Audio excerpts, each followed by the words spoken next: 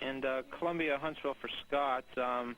If you haven't adjusted the 35 millimeter intervalometer yet, you could adjust that to 2 seconds. If you've already passed that step, that's no problem, and you can proceed. Okay. We'll go to 2 seconds on the intervalometer. It's no problem. Just take a couple seconds to reset.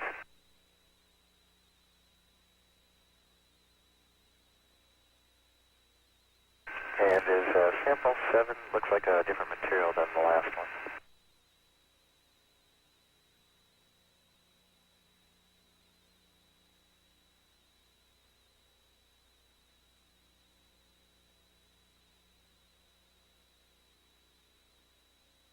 And Columbia for Scott, that should be the same type of material.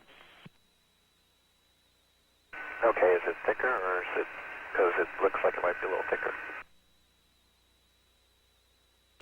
No, it seems like it appears that way, but it should be the same thickness.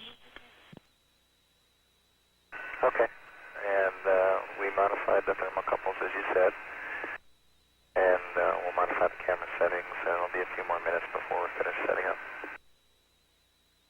Okay, copy that, Scott. That camera was something that they noticed in their last data run. Okay, thanks.